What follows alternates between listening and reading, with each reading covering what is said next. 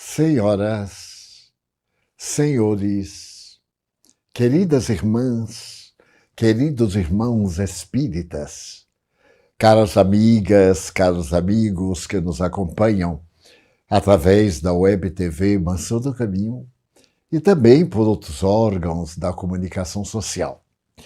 Recordo-me de uma frase muito especial.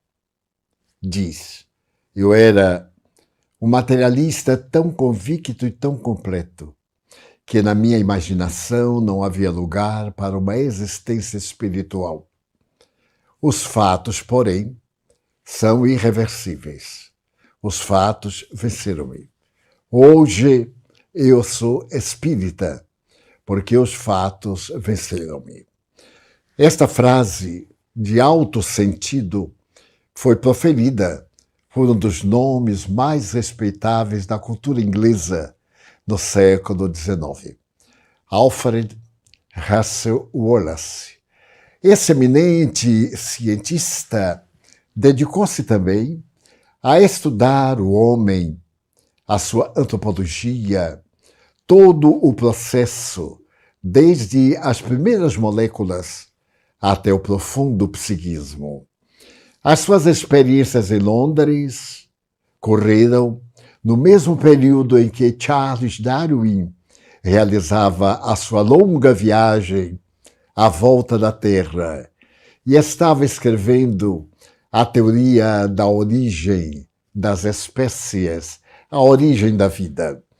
E quando ambos terminaram, curiosamente, estavam chegando às mesmas conclusões.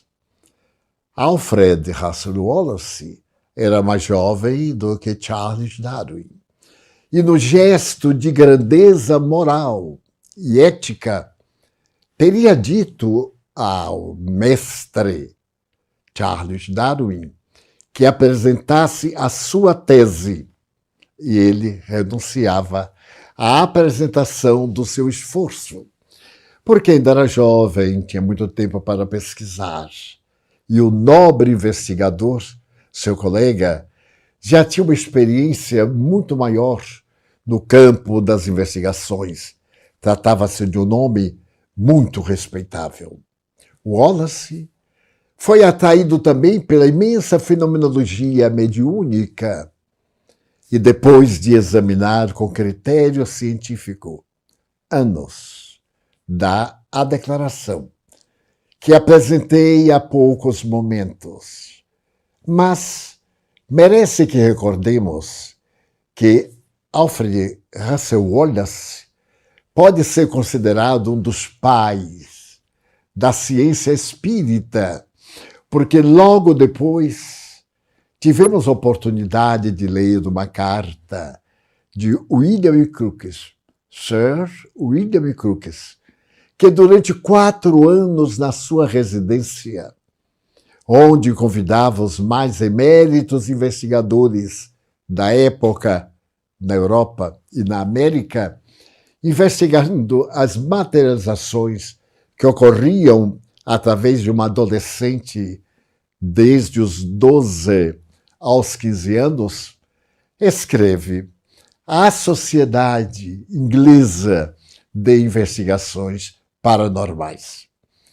Os senhores me pediram um dia para investigar esta jovem e me perguntaram se esses fenômenos seriam possíveis. Venho dizer-lhes que eles não são possíveis, são reais. Maio 31, 1865. Esta opinião notável de William Crookes, um dos maravilhosos físico-químicos, que estudou longamente o espectro lunar e o espectro da Terra, e celebrizou-se no pioneirismo de investigar a energia, pode-se dizer que é possivelmente um dos pais da futura física quântica. Declara com firmeza que aqueles fatos eram reais. Ele hospedou no seu próprio lar a médium, que era observada em todo o seu comportamento dia a dia, que brincava com seus filhos. E nos momentos das comunicações, dos transes profundos dela, se destacavam elementos vaporosos, que foram denominados como ectoplasma. Aquela parte terceira da célula, ecto, fora, segundo os gregos, e essas névoas, dirigidas por um pensamento, uma força qualquer, tomavam forma humana. Era possível medir-se-lhe a temperatura e constatar que, enquanto os espíritos materializados apresentavam uma pulsação, uma temperatura, ela, a médium, apresentava outra diferente. Muitas vezes, estando enferma a médium, como no período em que estava com pneumonia, os rigores pulmonares estavam apresentando estertores. O espírito que por ela se comunicava materializando-se.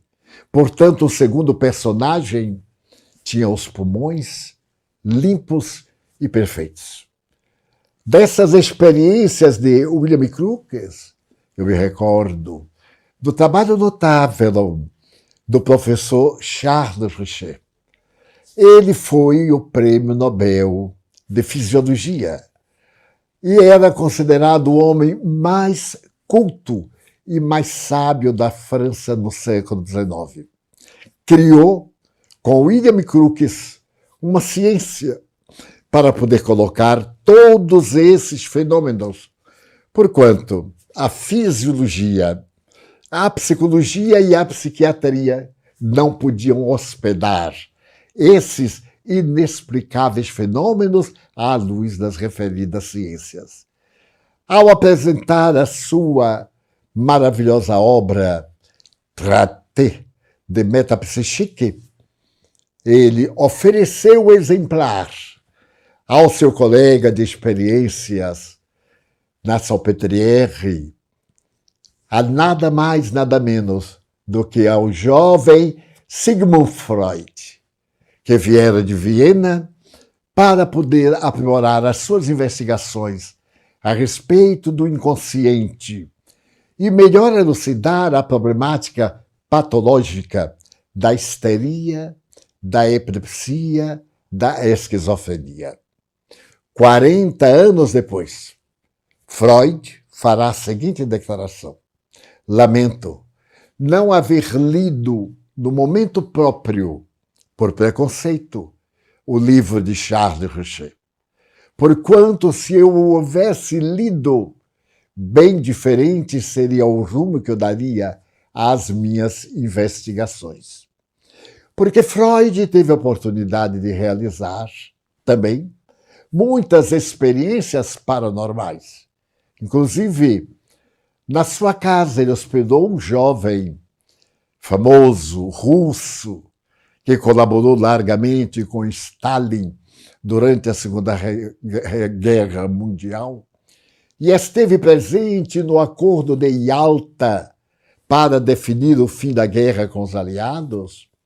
Freud havia lhe pedido mentalmente que viesse à sua casa e arrancasse um fio da barba do personagem que era seu convidado. E o jovem veio, sem nenhuma comunicação pessoal direta, e aproximando-se do estranho, disse-lhe: dê-me licença. Herr Freud está pedindo para que eu arranque um fio da barba do senhor. E arrancou. O homem assustou-se. Era o poeta indiano Rabindranath Tagore. Essas experiências Freud denominava misticismo. E claro que no misticismo, que é uma realidade fenomênica, deveria haver muito mais fraude que realidade. E que não merecia a contribuição de um cientista em investigá-lo. Foi vencido pela pleiade notável de cientistas da sua época que se dedicaram a estudar a fenomenologia mediúnica. Na França, Nicolas Camille Flammarion, que nos legou obras notáveis, como Urânia, aquela visão extraordinária deste mundo próximo da Terra, em que as notícias da Terra chegavam com certo atraso. Na sua fantasia, porque a astronomia estava ainda presa, de certo modo, à astrologia, e há pesquisas por telescópios muito primários.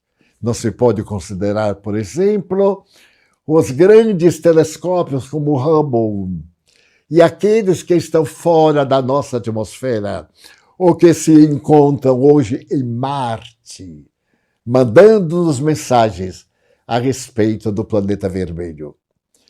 Assevera o notável mestre e astrônomo que psicografou uma mensagem ditada por Galileu e se encontra na última obra publicada por Allan Kardec. Ele teve a ocasião de dizer que aquele que diz que esses fenômenos são impossíveis, certamente não é bem versado em ciência. Porque tudo aquilo que é impossível para uma época, noutra é o dia a dia. Também me recordo de Cromwell Varley. Cromwell Varley foi um notável estudioso do eletricismo na Inglaterra. Foi ele quem distendeu os fios elétricos intercontinentais. Foi ele que lançou nos oceanos a comunicação telegráfica e, logo depois, a comunicação de natureza telefônica. Era um gênio. E ele disse: o ridículo que os espíritas sofrem somente parte daqueles que não se deram ao trabalho de estudar o espiritismo. Eu não conheço um só exemplo de alguém que, havendo estudado o espiritismo com seriedade, não se haja rendido à sua comunicação. Sou espírita. A questão é muito séria, porque nesse momento de pesquisas na Europa, na América e no Brasil, a vivência doutrinária, aparece no cenário intelectual o pai da antropologia criminalista, Cesare Lombroso. E Lombroso, desculpe, tenho a oportunidade de dizer, quando me lembro do ridículo que os espíritas sofreram, provocados por mim e pelos meus colegas, eu coro de vergonha, porque hoje eu sou também espírita. E ele narra, entre os fenômenos notáveis que o fizeram pensar maduramente na imortalidade, a visita que ele fez por sugestão de amigos ingleses à médium Eusapia Palladino, uma jovem senhora italiana que realizava fenômenos os mais variados e que é convidada e remunerada pelos anfitriões a apresentar fenômenos, fazia-os em qualquer país da Europa onde fosse convidada. E fenômenos retumbantes. Alguns investigadores chegaram à conclusão: é uma fraude, porque isto é impossível ante as leis da física. Através dela, vários fenômenos de atirar-se algo pela parede e aparecer do outro lado. Então, na física newtoniana, a tese: dois objetos não podem ocupar o mesmo lugar no espaço. Como podia um objeto material atravessar outro objeto material? Tinha que ser fraude. A questão era descobrir como a fraude era feita. Se sabia que o átomo era a partícula menor da palavra grega átomo, sem divisão. Então, muito bem, como é que ela conseguia?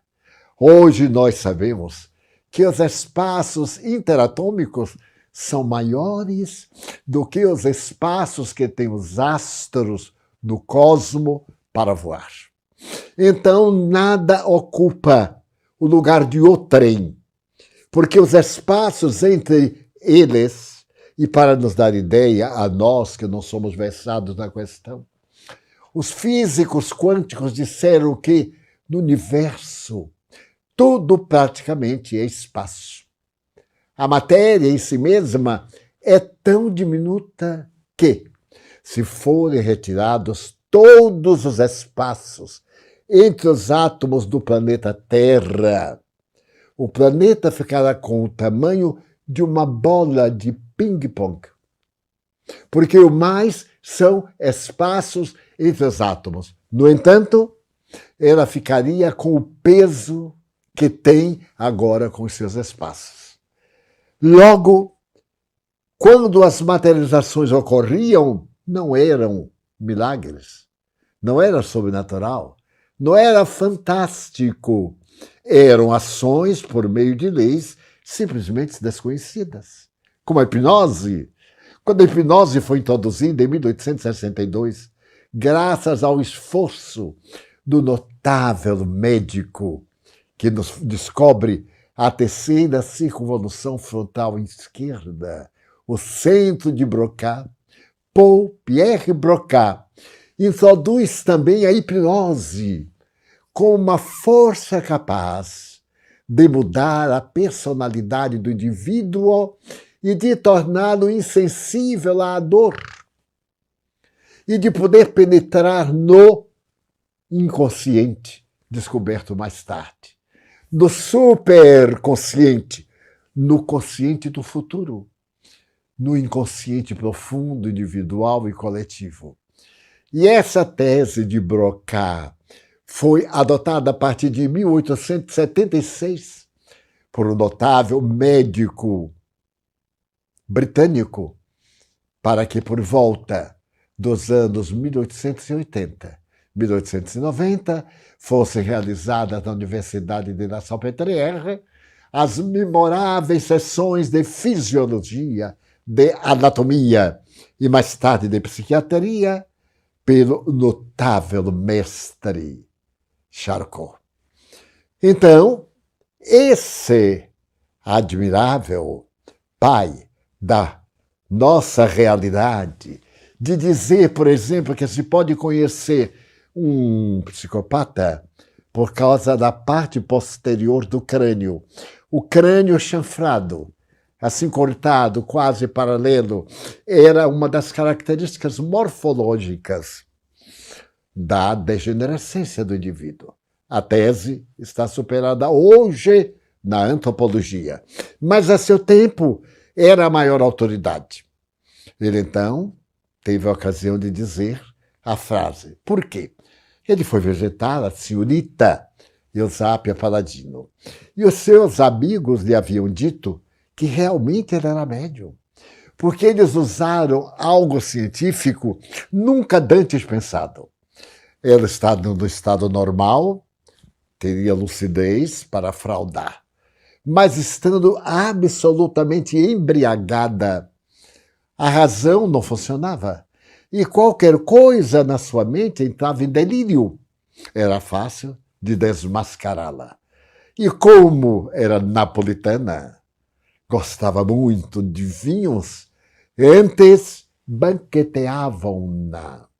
Outras vezes davam-lhe vomitórios para eliminar do estômago véus que por acaso engolisse para depois devolver pela ingurgitação, e outras loucuras que davam na imaginação dos sábios diante de fatos que não tinham explicação científica.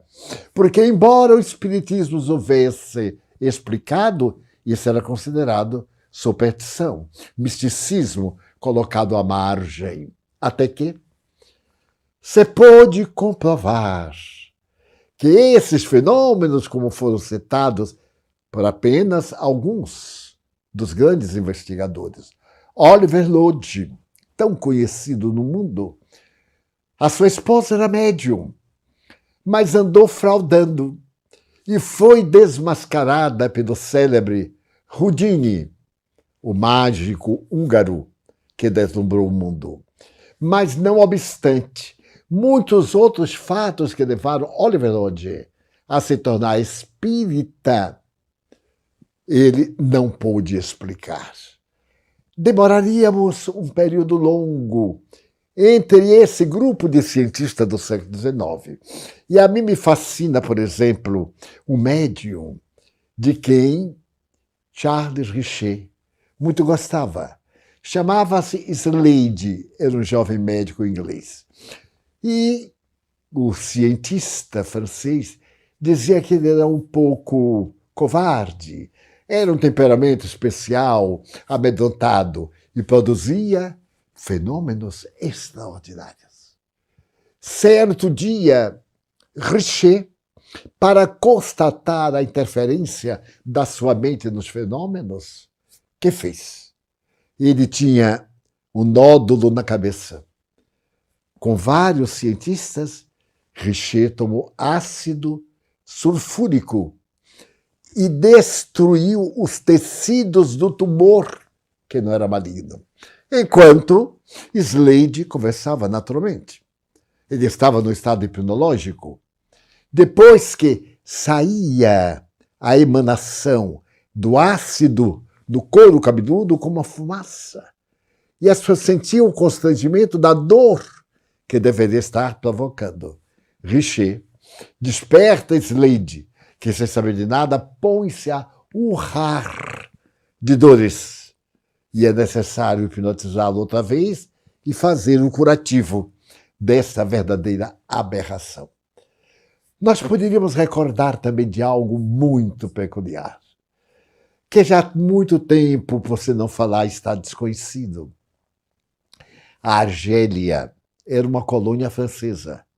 Argel, sua capital, era a sede do governo francês.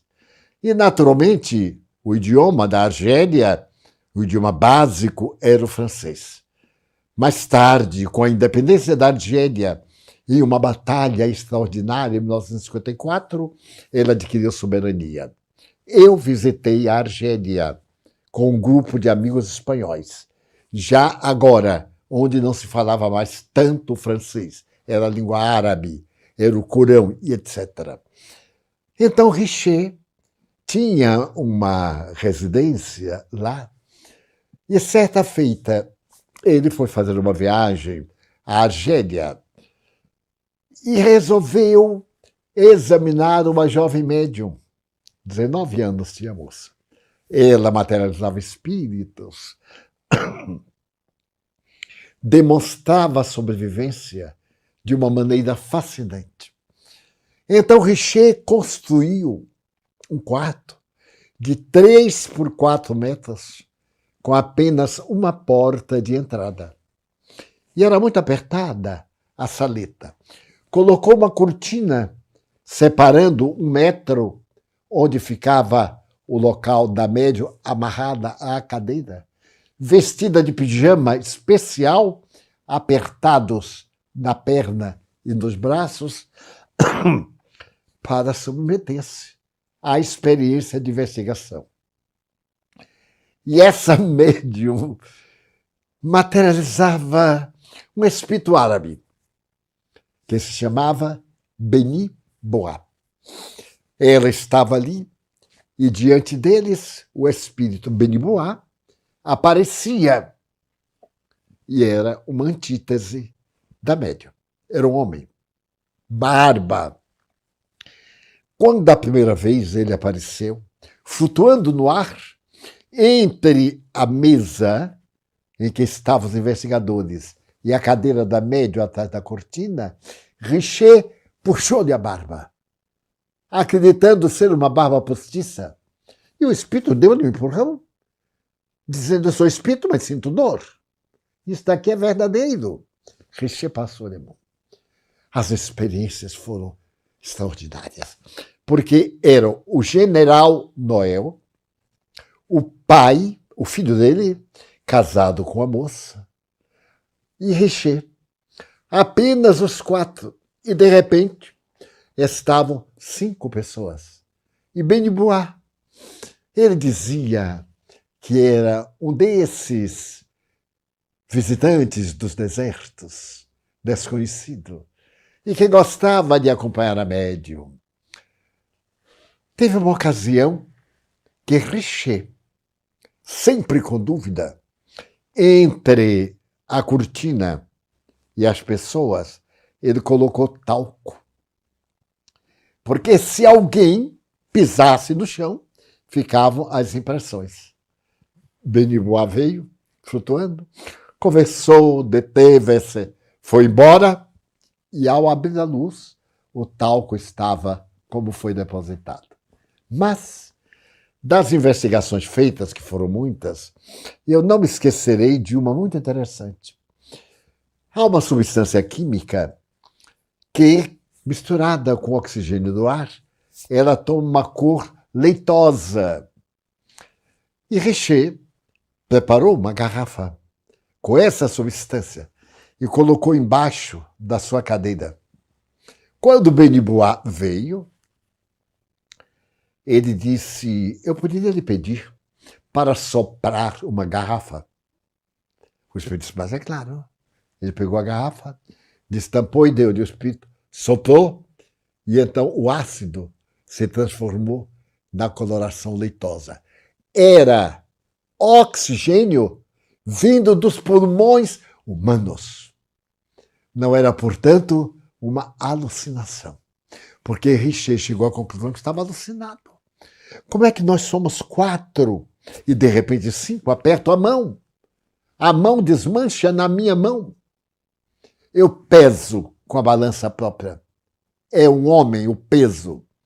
Termina, eu ponho a menina. É um peso de mulher, frágil.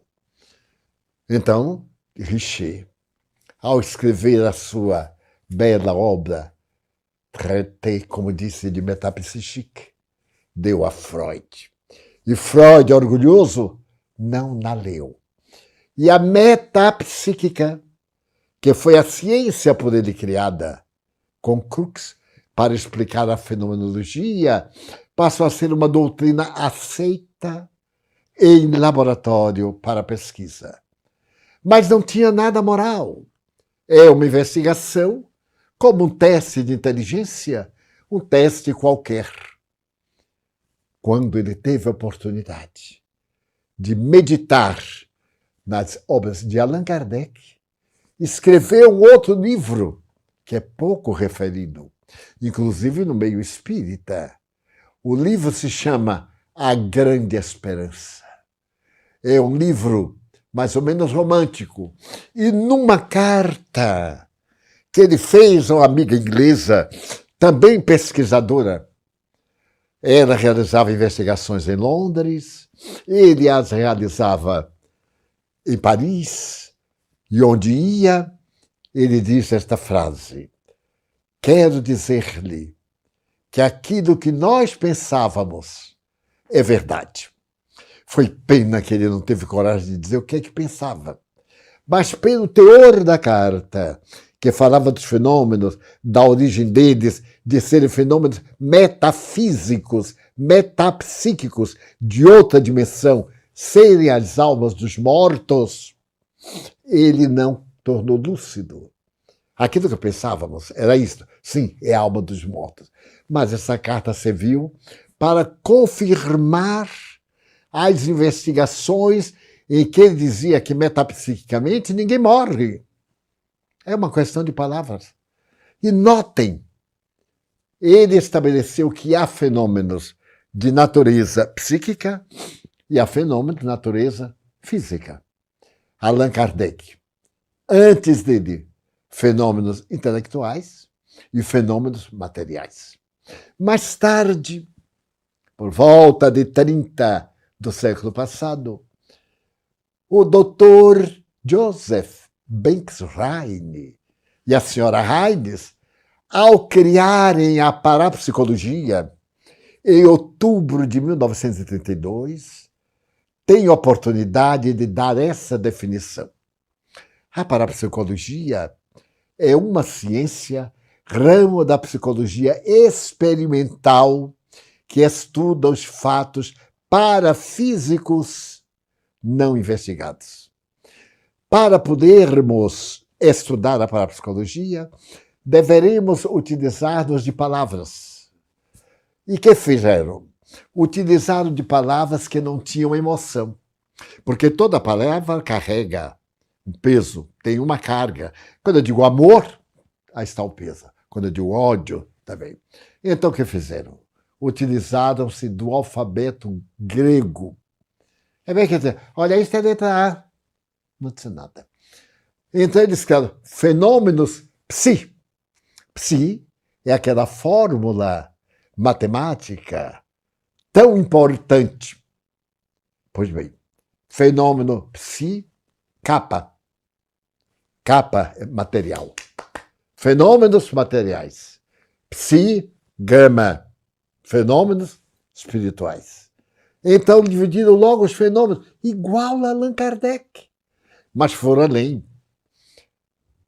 Eles foram ao psi mais transcendente. Porque em grego, morte chama thanatos. Então, fenômenos thanatos, que tem o significado de além da morte. Tem fenômenos materiais. Clarividência é um fenômeno anímico. É o indivíduo que vê. Chamamos de mediunidade, mas seria uma mediunidade anímica, porque ele está em mim. Eu devo ter uma percepção especial para detectá-lo. Já o fenômeno de ouvir, eu dependo de um outro agente, sem o qual eu não escuto. É um fenômeno anímico, porque eu sou o aparelho, e é um fenômeno mediúnico, porque é alguém que está me falando. A transmissão do pensamento. Não é mediunidade. Não é mediunidade. A telepatia é um fenômeno anímico. Eu transmito meu pensamento a você. É claro que os espíritos interferem, mas nós negamos. Então, coloquemos na ordem do pensamento correspondente. É um fenômeno de natureza anímica, porque eu transmito o que eu quero e a pessoa capta. Houve um médium muito especial grego chamado Ted Sérios. Ted Sérios tinha uma mediunidade peculiar. Ele era colocado aqui na sala e os investigadores diziam: pense no Palácio do Vaticano. Ele então concentrava e movia a cabeça. Nesse momento fotografavam que saía a Catedral de São Pedro. Outro, nova experiência. Ele fazia um esforço. O rio Tamisa com a Torre de Londres. Mas, antes de ver-se a fotografia, perguntavam em que pensou. Eu pensei na Catedral de São Paulo. Vamos ver uma foto da Catedral de São Paulo. Revela agora, ali está em borrão, a foto da Catedral de São Paulo. Ted Sérios. Fenômeno anímico. Projeção da energia que é capaz de produzir tudo. Daí dizermos, a primeira movimentação da vida é o pensamento. O maior discurso começa na primeira palavra e a maior viagem no primeiro passo. Então são fenômenos que iríamos contar eliminando a figura cândida de Chico Xavier. Aqui no Brasil, por tudo, colocamos Chico, porque é o máximo. Mas poderíamos dizer, então, Chico é o criador de uma doutrina. E só acontece com ele? Não, vamos devagar. Médiuns notáveis, não caracteres tão notáveis como os do Chico Xavier. O Chico Xavier, como homem, criatura humana, era um eminente cristão. E a maioria dos médiuns veio exatamente para, não tendo compromisso religioso nenhum, ou tendo compromisso, Santa Teresa, Santa Rita de Cássia, São Francisco de Assis. Enfim, todos os santos e todos os vultos da igreja, como do protestantismo, estão representados. Mas para não ter nenhuma vinculação mística, veio em Ted Sérios, que era um borracho, ele bebia, a ponto de ficar desacordado. Da notável italiana, que adorava o seu bom vinho, e que não se tornou espírita, porque a ela não interessava. Interessava provar que a vida continuava. E assim por diante. Mas Chico Xavier sintetiza esses fenômenos notáveis. Porque quando o Espírito Emmanuel se materializou pela última vez, em 1956, em Pedro Leopoldo, e estavam presentes Joaquim Alves, José Gonçalves e sua mulher Luísa, suas filhas, 3 filhas, e mais alguns amigos íntimos de Chico, Emmanuel materializa-se diante deles com toda a grandeza e diz que a missão de Chico Xavier não era materializar espíritos. Os espíritos estão querendo espiritualizar-nos e nós estamos querendo materializá-los. É um paradoxo. Todos deveríamos trabalhar pela espiritualização da humanidade. E nunca mais, que eu saiba, Chico Xavier realizou qualquer reunião de materialização. Claro que produziu fenômenos como os oloríferos e outros objetos caírem, rosas, várias coisas transferirem-se de um lugar para outro nele próprio. A luminosidade do coração era tão grande que às vezes atravessava os tecidos, a camisa e o paletó. E um amigo nosso, que eu me reservo não dizer o nome, ele estava, quando ele viu, e disse, Chico. Aí Chico pegou o paletó. Pronto, meu filho. Deve ser uma lamparina que eu tenho no bolso. Escondeu. Na sua simplicidade, na sua pureza, ele exalava o odor que a igreja chama de santidade. Desta forma, eis a Europa do século XIX, fim do século XIX. Mas isso no lampejo, no improviso, em um momento. Mas poderíamos esquecer o doce Eurípides Barçanufo, de um lugarejo que hoje é uma pequena cidade, já tem porte de cidade.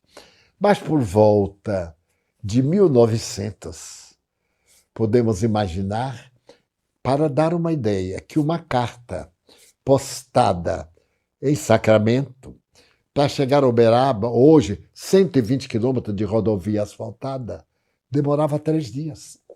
Porque o correio era a burro. Alguém colocava os sacos no animal, que eu ainda vi pelo estado de São Paulo, nesse século que passou. E então era levado às cidades. Pois Eurípides Barçanufo nasce ali, com a divina tarefa de preparar a região do Triângulo para o outro apóstolo, que era Chico Xavier. E Chico Xavier, porque havia uma tradição que Eurípides havia recebido mensagem de Jesus e de Maria Santíssima, que eu li, e qualquer pessoa pode ler, está lá em um livro grande de Atas, que era guardada por Eigorina, sua sobrinha neta, que desencarnou há pouco, nonagenária. Mas tem lá o grupo de Eurípides. O culto do Evangelho, que era feito por Eurípides, em 1915, diariamente pela manhã às 9 horas, lá na realização notável da sua região, uma linda região, o centro maravilhoso, os anciãos da família, uma família muito longeva, e os fenômenos admiráveis. Então, a mediunidade de Eurípides. Eu me encontrava hóspede da família Palermo, em Franca, família italiana. Ele produzia calçados, eram os calçados famosíssimos, Palermo, Stacamacchia e outros. E então Dona Estela Contava que sua mãe, que era uma médium extraordinária, e eu conheci, frequentava Eurípides, que desencarnou de gripe espanhola no ano de 1918. Mas o que é fascinante não é isso. Antigamente havia o calendário, uma estampa e um amontoado de folhas, uma para cada dia. A data e um pensamento, uma folha qualquer. Então formava um bloquinho preso à parede. E Eurípides chegou um dia sem ninguém ver, abriu assim e escreveu qualquer coisa. Alguém o viu escrevendo no calendário, mas não se atreveu a perguntar, porque era um homem superior. Vestia-se muito bem, adorava a roupa branca, gravata, bem posto, fazia as homeopatias ele mesmo com a tintura Mater. Ele e uma jovem que foi de São Paulo amarrada em cordas. Naquele tempo de São Paulo, devem ser aproximadamente 500 e poucos quilômetros. E ficou lá. E essa senhora ficou boa ao chegar. E Eurípides tocou-lhe a cabeça. E ela recuperou a saúde. Era mediunidade avassalada pela obsessão. Pois muito bem. Ela me conta, porque estava trabalhando, e ele de costas. De repente, disse assim, Amália, você está errando na dinamização. Preste atenção. Ela ia olhar os vidros, estavam realmente errados. Outras vezes, Eurípides estava e dizia, Amália, alguém está me chamando. Dobrava-se sobre a bancada, voltava meia hora depois, 10 minutos, e dizia, minha filha, eu estive numa região muito sofredora. E uma mulher estava com dificuldade de parir, porque não tinha forças para as contrações. Ela me chamava seu Eurípides, porque o povo logo santificou. E eu, com o coração, pedi à Mãe Santíssima e lhe toquei o ventre. Ela me viu. Eu fui com o corpo astral, mas ela me viu. A criancinha nasceu e ela disse, seu Eurípides, eu vou botar o nome de vós. A Amália, que conhecia, ele se comoveu até as lágrimas. Daí um mês, mais ou menos, chegou um casal muito pobre, que viajou muito pelas estradas triangulinas, trazendo a criança para ele abençoar e concordar com o nome que foi dado para a criança. Eurípides dormia numa cama de ferro, como usava antigamente.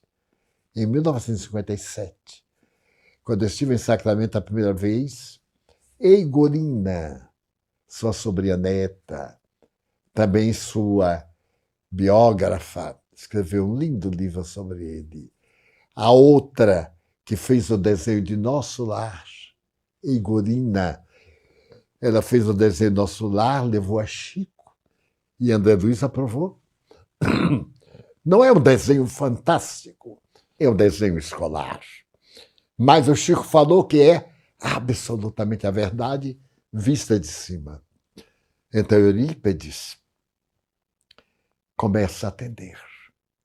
Cria o primeiro educandário espírita, Escola Allan Kardec, ainda existe. Cria um pequeno hospital para doentes mentais, 1905, 1910. Então trazem de toda parte, amarrado de cordas, aquelas verdadeiras feras, bestiais, psicopatas. Não havia sanatório. Dr. Inácio Ferreira lá construiu o primeiro sanatório espírita do Brasil, mais tarde em Uberaba. E então Eurípides coloca-o. E conta-me, Dona Amália, que foi testemunha. Ela diz assim, Divaldo, quando era a hora do correio, a hora do recreio, as crianças saíam para brincar. Está vendo aquela árvore? Eles chamam o oléu. É uma árvore que produz uma espiga que se usa muito no Natal. E é muito bonito. Ele ficava embaixo da árvore, assim, em transe, e se libertavam das sedas todos os loucos e todas as crianças que brincavam juntos, sem nenhuma agressão. E voltavam daí a meia hora para os seus trabalhos. Eurípides Barçanufo, o apóstolo do cristianismo no século II. É a mediunidade, que Allan Kardec dignifica e tem a ocasião de dizer: a mediunidade deve ser exercida cristãmente. Deve ser exercida, portanto, com alta responsabilidade. Ser médium é um fenômeno fisiológico, porque a mediunidade é uma manifestação orgânica. Nós dispomos, talvez, um pouco mais de energia, de células, de neurônios, ou maior ostentação da glândula pineal que um outro tipo. Como alguém tem mais inteligência do que este, mais aptidão cultural, artística, etc. Melhor memória, maior capacidade de retenção, tudo isso ocorre também. A mediunidade não é um dom, não é um carisma, não é uma graça, é uma alta responsabilidade para com a vida. Falar, ouvir, sentir, tocar. Os 5 sentidos são uma bênção. E Richer dizia: os médiuns têm o 6º sentido, que é um sentido além da organização fisiológica. Mas para tanto necessita da organização fisiológica, feita de energia para emitir as ondas de que o espírito desencarnado se utiliza. Porque essas ondas formam o perispírito que se alonga. É uma das propriedades do perispírito que deve ser um pouquinho mais lido. E recomendo o perispírito do Dr. Zalmínio Zimmermann, que eu conheci desde criança e desencarnou há pouco tempo. Trabalho de pesquisa, um trabalho muito bom. Então, o perispírito é maleável. Ele é o modelador da forma. Os médicos dizem, por exemplo, quando nós apontamos o braço e sentimos o braço, o chamado braço fantasma, que ele está esculpido no cérebro. E é verdade, no perispírito. Porque foi retirada a forma material da gangrena. Mas ficou o modelo organizador. Eu tenho um amigo que não tem a perna esquerda por um problema decorrente do excesso de açúcar. Ele teve que operar, era muito rebelde, agora está bem procedido. E ele disse assim: Divaldo, eu sinto comichão, como se alguém estivesse fazendo coceira na planta do pé. Sinto, por exemplo, como a gente sente as picadas na perna, que não existe mais. Existe, sim, o órgão modelador, não o revestimento. Então, a mediunidade é uma faculdade orgânica que nos propicia o contato com os espíritos. E todas as pessoas têm, em variados graus, diz Allan Kardec. Mas estamos na busca do médium com Jesus. Usar isto para a construção do mundo maior. Porque logo mais, no mundo de regeneração, nós dispensaremos talvez a palavra oral, talvez a palavra escrita. E iremos ser indivíduos que projetaremos ideias completas. Não teremos o ruído, a discussão, porque estaremos no mundo, a Terra, com vibrações muito sutis. E nós, antenas.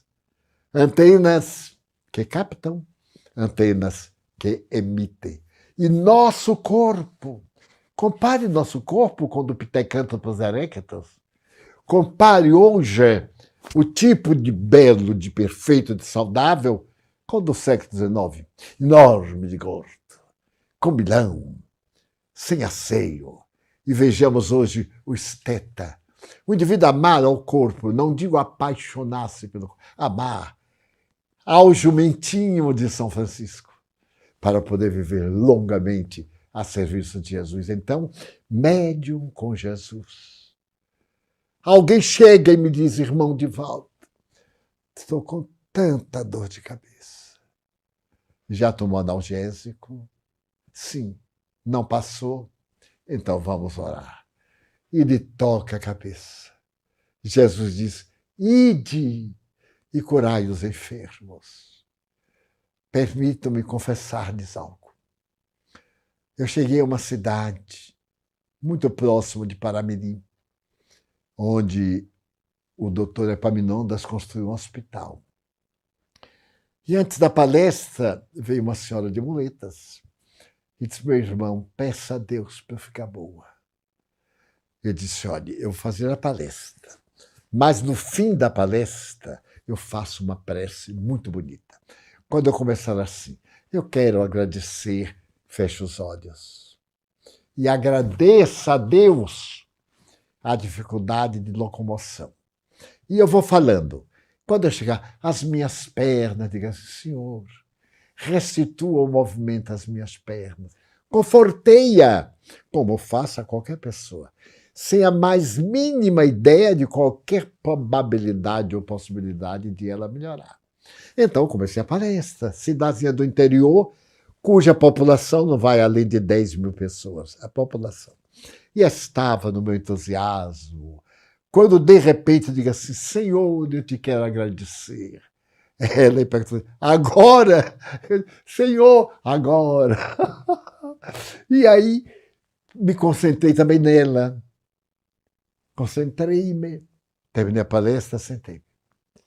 Quando eu estava atendendo, a senhora levanta-se, as duas muletas caem, ela veio até mim e disse, irmão Divaldo, eu senti uma coisa aqui nas cadeiras, nos quadris. O irmão não imagina. Eu estou curado. Eu digo, mas como curado? Eu estou andando. E andou para lá e para cá. Doutor Epaminondas, seu médico, que tem todas as radiografias do acidente de carro que ela arrebentou aqui, a bacia, em vários ossos. E sabendo disso, o doutor Washington Fernandes veio de